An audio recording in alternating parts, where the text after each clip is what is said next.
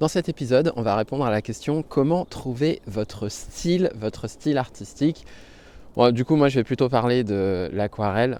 Mais avant de répondre à cette question, et notamment, je vais vous révéler l'équation. Alors, ça peut être bizarre de parler de mathématiques alors qu'on est en train de parler d'art. Mais il y a une équation qui résume, je trouve plutôt bien ce qu'est le style, et notamment ce qu'est les styles à l'aquarelle. Donc, je vais plutôt parler de ça. Mais en gros, ça peut s'appliquer à n'importe quel art. Et avant de vous parler de cette équation-là, il faut d'abord qu'on définisse qu'est-ce que c'est que le style. Parce que j'avais discuté avec Francine une fois qui m'avait dit, moi, mon objectif, c'est vraiment de trouver mon style. Et je lui ai dit, mais c'est quoi les critères factuels, vraiment factuels, à partir desquels tu peux considérer que ça y est, tu as trouvé ton style? Et la réponse n'était pas évidente. C'était vraiment pas facile de répondre à cette question de à partir de quand tu considères que tu as trouvé ton style. Est-ce que c'est au moment où tu arrives à faire une montagne au loin? Est-ce que c'est le moment où tu arrives à peindre des personnages? Est-ce que c'est le moment où tu arrives à trouver telle et telle couleur? En fait, c'est hyper difficile de répondre à ça. Et ça montre une chose, c'est que le style est complètement subjectif. Il n'y a pas un moment où le monde peut être d'accord sur le fait que telle personne a trouvé son style artistique ou pas. Et après, on peut céder. C'est-à-dire que le style, est-ce que c'est l'expression d'un sujet qu'on a l'habitude de faire? Par exemple, moi j'aime bien faire les paysages et par contre les portraits c'est pas quelque chose qui me dit forcément. Mais les paysages, j'adore ça. Est-ce que c'est l'expression d'une couleur? Moi je peins plutôt avec des couleurs qui sont ternes et donc ça matérialise et ça représente aussi une partie de mon style. Est-ce que ce sont les effets? Est-ce que ce sont les gestes? Quelque part, on voit que le style, c'est un peu un mélange de tous ces critères-là. Il n'y en a pas un à partir duquel on considère que ça y est, c'est bon, j'ai trouvé mon style. Et je me souviens lorsque j'avais posé la question à Francine, mais à partir de quand tu considères que tu as trouvé ton style? Elle m'avait pas répondu sur les critères, mais par contre, elle m'avait dit, si on voit une de tes peintures, Rémi, on voit tout de suite que c'est du Rémi Lac. On reconnaît Rémi Lac. Ah, ça, c'est une peinture de Rémi. Et ce que j'aimerais, c'est que lorsqu'on voit une de mes peintures, qu'on se dise, ça, c'est du Francine. C'était une question intéressante, mais on en revient toujours à la même chose. Ouais, mais à partir de quand on considère que ta peinture est reconnaissable? Et finalement, lorsqu'on dit, tiens, ça, c'est du Francine ou ça, c'est du Rémi, ça veut juste dire que le style est l'expression de qui vous êtes. Et on en vient à cette fameuse équation sur le style. Et justement, à partir de cette équation-là, je vais vous donner les 3 étapes qui vont vous aider à trouver votre style. Cette équation, c'est que aujourd'hui, la personne que vous êtes d'un point de vue artistique, c'est égal à votre style. Et le style, c'est la personne que vous aspirez à devenir, moins tous vos blocages, toutes vos limitations. Donc, si on reprend cette équation, aujourd'hui, votre niveau artistique et l'expression de votre art, c'est la personne que vous souhaitez devenir, l'artiste que vous souhaitez devenir, avec le style que ça implique, donc les sujets que vous aimez, les couleurs que vous aimez, les effets que vous aimez, moins toutes vos limitations, tous vos blocages.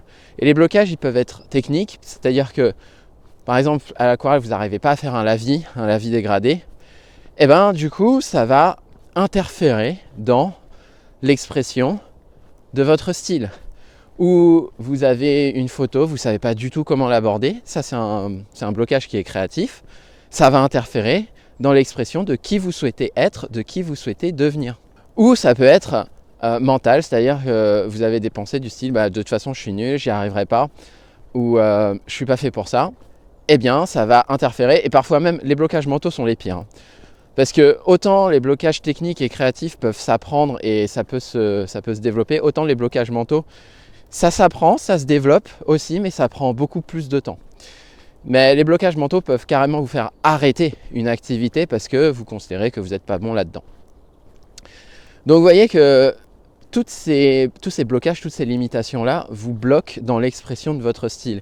Et pour prendre un exemple, on va prendre la tenue vestimentaire. Et je me souviens, j'avais discuté avec Sylvie, une amie, qui m'avait dit une fois, mais tu vois, tu prends un t-shirt blanc, tu le mets sur toi, et ensuite, moi je prends le même t-shirt et je le mets sur moi. Eh bien l'effet ne sera pas du tout le même. L'effet ne sera pas du tout le même parce que nous sommes des personnes différentes. Le style vestimentaire ne dépend pas du vêtement, donc votre style ne dépend pas de vos techniques, ne dépend pas de... mais ça dépend de qui vous êtes. Et là on en vient à la question de mais qui êtes-vous finalement? Parce que si vous répondez à cette question-là, vous arriverez à définir un peu mieux votre style. Et l'autre point aussi que je voulais aborder, c'était que le style, vous ne le trouvez pas. Vous l'avez déjà. Il est déjà en vous, le style. Et on en vient à ce fameux plan d'action en 3 étapes. Parce que pour répondre à la question de qui vous êtes, je trouve que c'est hyper difficile. C'est hyper difficile de savoir qui nous sommes vraiment. Et par contre, il y a des pistes qui permettent de savoir à peu près ce qu'on souhaite obtenir, vers quoi on souhaite s'orienter. Donc, pour savoir qui vous êtes et l'expression de ce que vous voulez transmettre, eh bien, la première chose à faire, c'est de lister 3 artistes que vous admirez. 3 artistes que vous admirez et de rassembler à un endroit l'ensemble de leurs œuvres.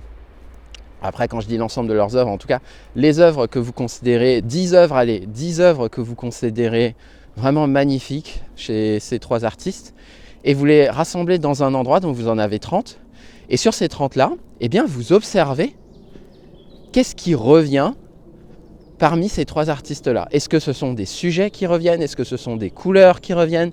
Est-ce que ce sont des techniques? Est-ce que ce sont des médiums? Parce que ça s'applique à des choses qui n'ont pas forcément trait à l'aquarelle. Est-ce que ces 3 artistes sont plutôt des peintres à l'huile? Est-ce que ce sont des pastellistes? Est-ce que ce sont des aquarellistes? Donc ce genre de choses, vous rassemblez et vous observez ce qui ressort. Donc ça, c'est l'expression de qui vous souhaitez devenir, en tout cas ce à quoi vous aspirez.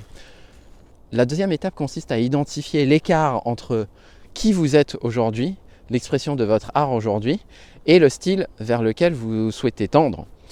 Et si on reprend l'équation, en gros, ça revient à identifier vos blocages. Donc pour ça, la deuxième étape consiste à prendre vos aquarelles, en tout cas vos réalisations, vos œuvres, à les regrouper en un endroit, à les classer entre celles que j'aime et celles que j'aime moins, et du coup, ensuite à observer ce que vous voyez. Et là, vous allez pouvoir identifier 2 types d'écarts. Premier type d'écart, c'est celui entre les œuvres dont vous êtes le moins fier et les œuvres dont vous êtes le plus fier. D'un point de vue rendu, d'un point de vue technique, est-ce que c'est au niveau du surtravail qu'il y a une vraie différence? Est-ce que c'est au niveau de la technique? Est-ce que c'est au niveau de certaines couleurs employées? Et ça, c'est déjà une expression, en tout cas, une différence entre ce que vous arrivez à faire. Donc, vous avez déjà le niveau aujourd'hui, puisque vous avez déjà réalisé les aquarelles dont vous êtes le plus fier, en tout cas les œuvres dont vous êtes le plus fier. Et vous avez déjà été aussi dans l'état où vous avez réalisé des œuvres dont vous n'étiez pas très fier. Donc, qu'est-ce qui a fait que vous avez réussi les premières aquarelles et vous n'avez pas réussi la deuxième catégorie d'aquarelles? Ça va vous permettre d'identifier, est-ce que c'est un problème technique, est-ce que c'est un problème créatif ou est-ce que c'est un problème mental? Et le deuxième type d'écart, c'est l'écart entre vos œuvres d'aujourd'hui et les œuvres des artistes qui vous inspirent. Et là, c'est pareil, vous allez pouvoir identifier, en fait, tel artiste, il a des sujets qui sont beaucoup plus complexes et beaucoup plus détaillés. Il utilise des couleurs qui sont beaucoup plus saturées ou beaucoup plus ternes. En fait, vous allez pouvoir voir d'un point de vue couleur, sujet, effet, les différences entre ce que eux produisent et ce que vous produisez. Et ça va vous permettre de voir le chemin qui reste à parcourir. Et ce chemin qui reste à parcourir, c'est ni plus ni moins que vos blocages dans cette fameuse équation. Aujourd'hui, qui vous êtes est égal à le style vers lequel vous aimeriez tendre, moins vos blocages. Et ça va vous permettre d'avoir de la clarté sur ce qui vous reste à faire. Parce que on a tendance à se dire, bah oui, mais en fait, l'artiste a un super style, et puis moi, j'ai pas de style. Non, c'est pas que vous n'avez pas de style, vous avez déjà un style, sauf que vous avez plein de limitations, plein de blocages qui vous empêchent d'accéder à votre style. Et un autre point aussi, c'est que on ne peut pas prédire le style qu'on va avoir. Et là, j'en arrive à la dernière étape, qui consiste à, une fois que vous avez identifié ces différents écarts, que vous avez mis de la conscience à partir de qui vous êtes, là, vous pouvez commencer à partager votre art. Et partager votre art, ça va vous permettre d'avoir l'avis des autres. Et quelque part, votre style se construit aussi avec les autres. En tout cas, si je prends mon exemple personnel, moi, c'est en entendant les autres que j'ai pu mettre de la conscience sur la manière dont je peignais. Par exemple, j'ai fait une immersion avec les élèves de mon programme Émotion. Et ils sont venus chez moi et pour la première fois, j'ai peint devant eux en direct. Et je me souviens, j'avais la main dans la poche en peignant. J'avais la main dans la poche et là, du coup, quand quelqu'un m'a dit « Attends, mais tu peins la main dans la poche, mais ça te stresse pas, etc. » Non, en fait. Et au contraire, j'étais bien avec la main dans la poche. Et ça, c'est une expression de mon style. Alors, ça veut pas dire qu'il faut peindre avec la main dans la poche. Mais ça veut juste dire que ici, je n'avais pas de blocage mentaux. J'aurais très bien pu me dire « Ah non, mais un artiste, ça se fait pas. Il faut absolument qu'il soit sérieux. Il faut absolument qu'il soit comme ci. Il faut absolument qu'il soit comme ça. » Et là, du coup, je me serais interdit de mettre la main dans la poche. Mais quelque part, spontanément, je l'ai mise dans la poche parce que c'est l'expression de mon art. C'est mon style. Et même si peut-être que ça ne se voit pas sur la peinture finale, parce qu'on avait peint une cascade à ce moment-là, une cascade avec de la brume, etc. Mais c'est hyper important de voir que si je m'étais interdit de mettre ma main dans ma poche, eh bien, j'aurais probablement été moins à l'aise parce que quelque chose m'aurait un petit peu gêné. Et ça, quelque part, c'est une limitation, c'est un blocage mental que je me serais dit en me disant « Un artiste, ça doit être comme ça, donc il ne faut pas que je mette la main dans la poche. » Donc là, quelque part, vous pouvez vous dire « Non, il est en train de me parler d'un détail, mais en réalité, non. Tout se joue là. C'est l'expression de qui vous êtes dans votre forme la plus pure. Et ça, c'est dénué de tout jugement que vous pouvez avoir vis-à-vis de vous-même. Et puis, après, pour revenir vraiment sur mon style artistique, le retour des gens, c'est « Ah mais oui, mais en fait, tes aquarelles, elles sont fluides. Tes aquarelles, on dirait que tu peins avec spontanéité, tu peins avec confiance. » Et tout ça, en fait, tous ces termes-là, moi, je les avais pas à l'époque, lorsque j'ai commencé à peindre. Pour moi, c'était la façon dont je peignais, mais c'est tout. Et c'est les autres qui m'ont permis de mettre de la conscience sur comment je peignais et ce que ça provoquait, ce que mes aquarelles provoquent comme émotion chez les autres. Et c'est pour ça que maintenant j'en arrive à pouvoir dire avec certitude que la façon dont je peins, c'est dans le lâcher prise, c'est dans la suggestion, c'est dans l'émotion, parce que ce sont les retours que j'ai eus de la part des autres. Et c'est pour ça que la dernière étape, elle est cruciale. Partagez votre art, montrez-le au plus grand nombre pour voir quelles sont les réactions et quelles sont les récurrences que vous observez dans ce que les gens vous disent. Et après, il y a toujours le fait de pouvoir le montrer à ses proches, mais le fait de le montrer à ses proches, c'est pas forcément quelque chose de très objectif.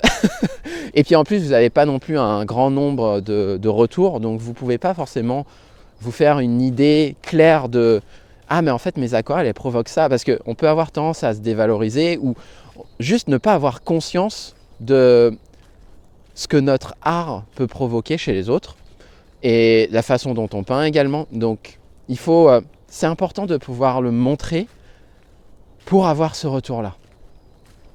Donc voilà, les 3 étapes avec l'équation de votre style, c'est aujourd'hui la personne que vous êtes, c'est égal à votre style moins tous les blocages que vous pouvez avoir. Et pour savoir quel est votre style, on en revient à la question de qui vous êtes. Et ça, c'est compliqué de répondre à cette question-là. Pour y répondre, en tout cas, pour avoir un bout de réponse, réunissez les 3 artistes que vous admirez le plus, qui vous inspirent le plus. Prenez les 10 meilleures œuvres, les 10 œuvres qui vous parlent le plus. Et ça, déjà, c'est une expression de votre style. Rien que le fait de savoir que ça vous plaît, c'est une expression de votre style. Et c'est quelque chose qui doit venir du cœur. Parce que moi, il y a des fois où je vois des œuvres qui sont hyper réalistes. Et là, je fais, waouh, c'est super beau. Mais en fait, c'est ma tête qui dit, ouais, c'est super beau, c'est super bien fait. Mais par contre, quelque chose qui me touche en plein cœur, où là, je me dis, waouh, là, vous ressentez une vraie émotion. C'est ça l'expression de votre style. C'est pas mental, mais c'est quelque chose qui vient du cœur. Ensuite, réunissez vos œuvres, classez-les en 2 catégories, celles que vous aimez le plus, celles que vous aimez le moins, et identifiez les écarts entre ces 2 catégories, et identifiez également l'écart entre vos œuvres d'aujourd'hui et les œuvres des artistes qui vous inspirent. Et la dernière étape, c'est montrer votre art au plus grand nombre et récolter les différents retours pour avoir l'avis des autres, parce que quelque part les autres c'est vous-même, mais bon, ça c'est encore un autre sujet. Les autres c'est nous aussi. Et ils font en fait miroir à ce que nous sommes et à ce à quoi on est sensible. Par exemple, il y a des personnes à qui je vais montrer différentes aquarelles et puis elles vont vraiment s'arrêter sur une aquarelle que j'ai faite mais que j'aime pas spécialement. Et du coup, vous allez prendre ce retour-là mais ne pas vraiment le prendre en compte. Par contre, une personne qui va s'arrêter sur une de vos aquarelles dont vous êtes le plus fier et qui va dire « Ah, mais ça raconte telle histoire, mais c'est super, ça me rappelle telle ambiance et puis c'est atmosphérique, on se sent vraiment bien. » Ben là, pour le coup, oui, ces retours-là seront vraiment pertinents pour affiner et pour mettre de la conscience et des mots sur votre style. Parce que sinon, ça reste une notion éthérée qui va rester dans votre tête et sur laquelle vous n'arriverez pas à mettre vraiment des mots. En mettant des mots, vous allez pouvoir le définir. Donc voilà, j'espère que cet épisode vous a plu. Si vous écoutez cet épisode sur Apple Podcast, je vous invite à laisser un avis à 5 étoiles. En tout cas, ça m'aide énormément. Et puis, si vous avez besoin si vous souhaitez savoir comment je peux vous aider à l'aquarelle, pour peindre de plus belles aquarelles, eh bien, vous avez tous les liens en description de cet épisode. Merci à vous et à bientôt.